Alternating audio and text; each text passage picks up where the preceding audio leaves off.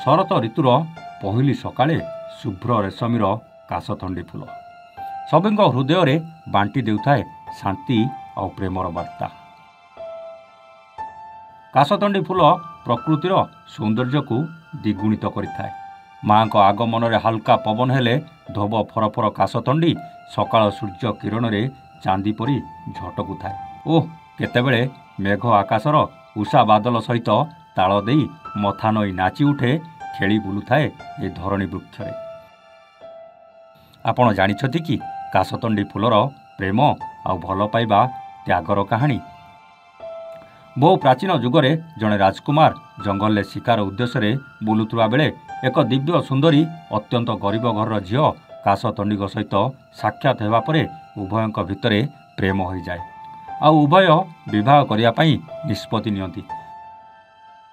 यही खबर राजा पाखरे पहुँचवा पर राजा तत्क्षणात रागी जाती आ सैन्य सामंत को पठाई काशतंडी को जीवंत समाधि दे दियंती। युवराज सम्मुख में काशतंडीर मृत्यु को सही न पारी से निजे मध्य जीवन हारिबा को शपथ नियंती।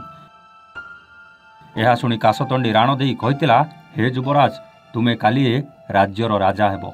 राज्यवासी माने तमठु साहाय्य आ सहयोग आशा करुछंती। जदि तमे जीवन हारिदेव ताहले मो भल पाइबा ओ प्रेम रे कलक लागि जीवनी।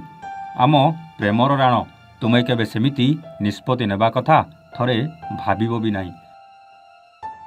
प्रत्येक वर्ष पार्वणर शरत ऋतुरे मु काशतंडी फूल ही भूपृष्ठ को आसबि। एही समय रे तुम सहित मोर मिलन हेब।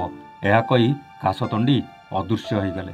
राजकुमार निज अंचल को फेरी आसी महाराजा कहले, आपण मो प्रेम रे बाधा सृष्टि करिसंती। मु केबे भी आउ विवाह करिबिनी। सेबेठारु राजकुमार जोंठी तांकर प्रेम संपर्क आरंभ होइतिला सेही स्थान रे ठिया ही राजकुमार देखिले काशतंडी बण भितरु तांकर प्रियार कंठस्वर शुभुछि। एही काशतंडी प्रेम भल पाइबा और त्यागर आज समाज पाई निश्चित भाव में उदाहरण सृष्टि करिवो। सेतिपाई एही शरत ऋतु आसिले आ माँ को आगमन पूर्वरु धरणी रानीर प्रकृति को सुंदरतारे भरी देई काशतंडीर आगमन हुए। ब्यूरो इनपुट सह ढेंकानालरू अक्षय कुमार नंदक रिपोर्ट A1 ओडिया।